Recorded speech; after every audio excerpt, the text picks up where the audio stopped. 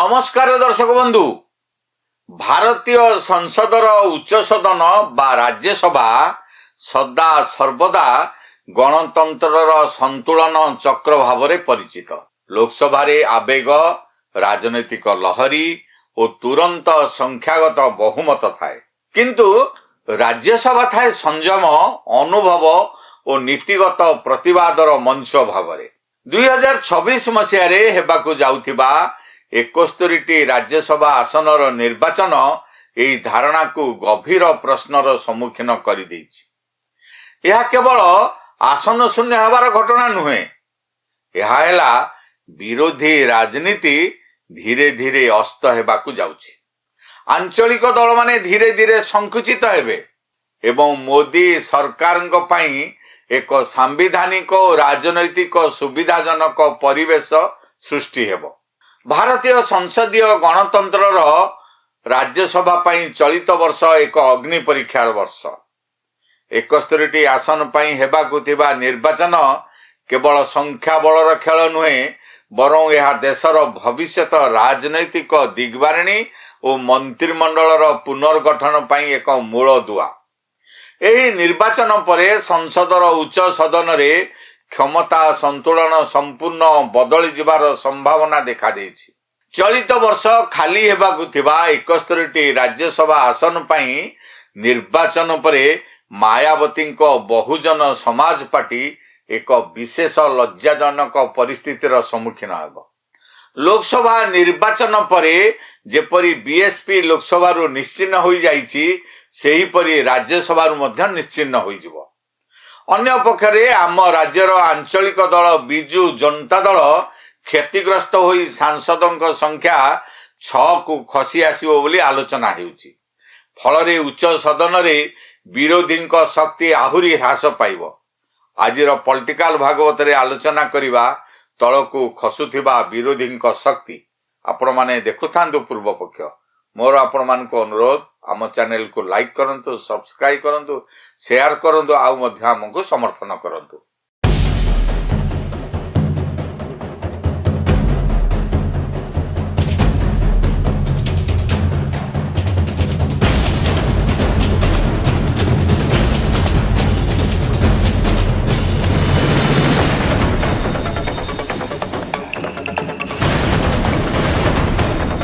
ଆଗାମୀ ଏପ୍ରିଲ ମାସରେ ଖାଲି ହେଉଥିବା ଆସନ ମଧ୍ୟରୁ ଓଡ଼ିଶାର 4ଟି ଆସନ ଖାଲି ହେବ। ଯେଉଁ ସାଂସଦମାନେ ଅବସର ନେବେ ସେମାନେ ହେଲେ ବିଜେପିର ମମତା ମହାନ୍ତ, ସୁଜିତ କୁମାର ଓ ବିଜେଡିର ନିରଞ୍ଜନ ବିଶି ଏବଂ ମୁନା ଖାନ୍। ବିଧାୟକଙ୍କ ସଂଖ୍ୟା ଦୃଷ୍ଟିରୁ ଦେଖିଲେ ବିଜେଡି ନିଶ୍ଚିତ ଭାବରେ ଗୋଟିଏ ଆସନରେ, ବିଜେପି 2ଟି ଆସନରେ ଓ ଚତୁର୍ଥ ଆସନରେ ମିଳିତ ପ୍ରାର୍ଥୀ ବିଜୟୀ ହେବେ। ତେଣୁ ସଂଖ୍ୟା ଦୃଷ୍ଟିରୁ ବିଜେଡି 7ରୁ 6କୁ ଖସି ଆସିବ ବୋଲି ଆଲୋଚନା ହେଉଛି। ଫଳରେ ବିଜେପିର ବର୍ତ୍ତମାନର ଓଡ଼ିଶା ରାଜ୍ୟସଭା ସାଂସଦଙ୍କ ସଂଖ୍ୟା ଯେଉଁ 4 ରହିଛି, ତାହା 4 ହେବା ସହିତ ପୁଣି ଗୋଟିଏ ଯୋଗ ହୋଇପାରେ କିମ୍ବା ମିଳିତ ପ୍ରାର୍ଥୀଙ୍କୁ ମଧ୍ୟ ସମର୍ଥନ କରିପାରେ। ରାଜ୍ୟସଭା ଯିବା ପାଇଁ ବିଜେପି ଓ ବିଜେଡି ନେତାମାନଙ୍କ ମଧ୍ୟରେ ଏବେଠାରୁ ଲବି ଆରମ୍ଭ ହୋଇଗଲାଣି। ଆଗାମୀ ଦିନରେ ଜଣାପଡ଼ିବ କେଉଁ ନେତା ରାଜ୍ୟସଭାକୁ ଯିବେ। ଚଳିତ ବର୍ଷ ଯେଉଁ 71 ଜଣ ରାଜ୍ୟସଭା ସାଂସଦ ଅବସର ନେବେ, ସେମାନଙ୍କ ମଧ୍ୟରୁ 30 ଜଣ ବିଜେପିର, 8 ଜଣ କଂଗ୍ରେସର, ଶେଷ ଅଂଶ ଆଞ୍ଚଳିକ ଦଳ ସହଯୋଗୀ ଦଳର ବୋଲି ଜଣାପଡ଼ିଛି। ବର୍ତ୍ତମାନ ରାଜ୍ୟସଭାରେ ବିଜେପିର ସଦସ୍ୟଙ୍କ ସଂଖ୍ୟା 103। ଲୋକସଭାରେ ତୃତୀୟ ଲଗାତାର ଶକ୍ତିଶାଳୀ ମ୍ୟାଣ୍ଡେଟ୍ ପରେ ରାଜ୍ୟସଭାରେ ମଧ୍ୟ ବିଜେପି ଏକ କମ୍ଫର୍ଟ ଜୋନ୍ରେ ପହଞ୍ଚିବ।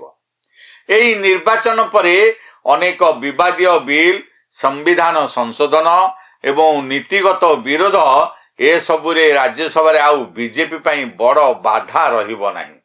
ଚଳିତ ବର୍ଷ 6 ଜଣ ପ୍ରଭାବଶାଳୀ କେନ୍ଦ୍ରମନ୍ତ୍ରୀଙ୍କର ରାଜ୍ୟସଭା କାର୍ଯ୍ୟକାଳ ଶେଷ ହେଉଛି।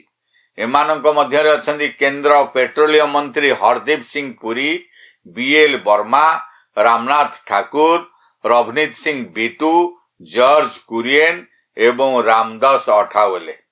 ସବୁଠାରୁ ଚର୍ଚ୍ଚାର ବିଷୟ ହେଉଛି ହରଦୀପ ସିଂ ପୁରୀ ଓ ବିଏଲ ବର୍ମାଙ୍କ କାର୍ଯ୍ୟକାଳ ଆସନ୍ତା ନଭେମ୍ବରରେ ଶେଷ ହେଉଥିବା ବେଳେ ପୁରୀଙ୍କ ବୟସ 75 ବର୍ଷ ଛୁଇଁବାକୁ ଯାଉଛି।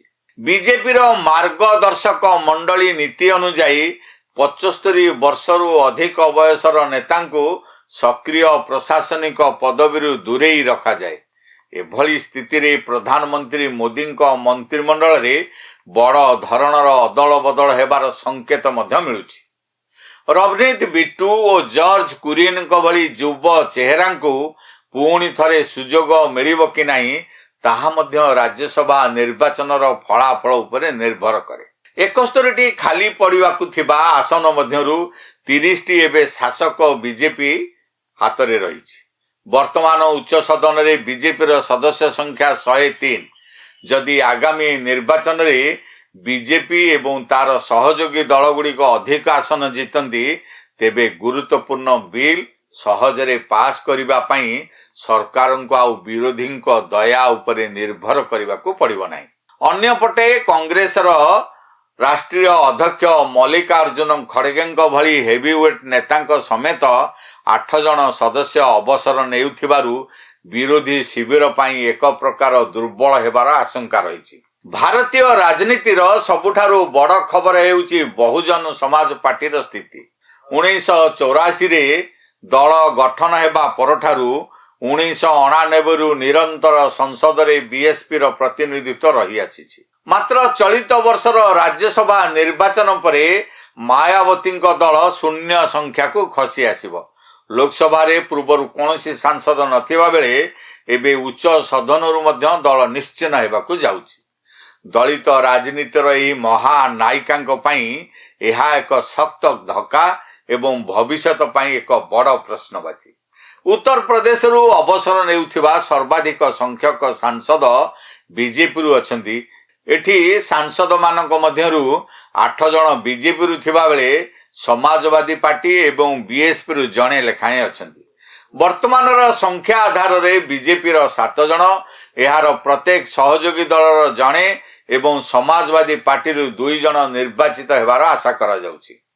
ଓଡ଼ିଶାର ଶାସକ ଦଳରୁ ବିରୋଧୀ ଆସନକୁ ଆସିଥିବା ବିଜୁ ଜନତା ଦଳ ପାଇଁ ମଧ୍ୟ ଏହି ନିର୍ବାଚନ ଶୁଭଙ୍କର ମନେ ହେଉନାହିଁ। ରିପୋର୍ଟ ଅନୁଯାୟୀ ରାଜ୍ୟସଭାରେ ବିଜେଡିର ସାଂସଦ ସଂଖ୍ୟା 7ରୁ ହ୍ରାସ ପାଇ 6କୁ ଖସିପାରେ। ଯଦି ଏହା ହୁଏ ତେବେ ଜାତୀୟ ରାଜନୀତିରେ ଓଡ଼ିଶାର ସ୍ୱର ଏବଂ ବିଜେଡିର ଶକ୍ତି ମଧ୍ୟ କମିଯିବ। ପଶ୍ଚିମବଙ୍ଗରୁ ଟିଏମସି ଏବଂ ତାମିଲନାଡୁର ଡିଏମକେ ମଧ୍ୟ ନିଜର ସ୍ଥିତି ବଞ୍ଚାଇବାକୁ ସଂଘର୍ଷ କରିବେ।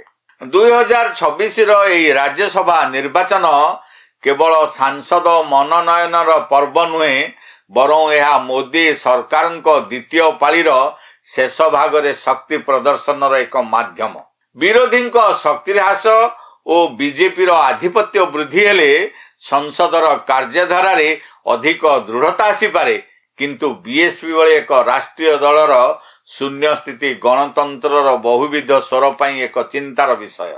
ରାଜ୍ୟସଭାରେ ବିଜେପିର ଶକ୍ତି ବୃଦ୍ଧି କ'ଣ ଗଣତନ୍ତ୍ର ପାଇଁ ଭଲ, ନା ବିରୋଧୀ ଶୂନ୍ୟ ଏକ ସଂସଦ ଗଣତନ୍ତ୍ର ପାଇଁ ଭଲ?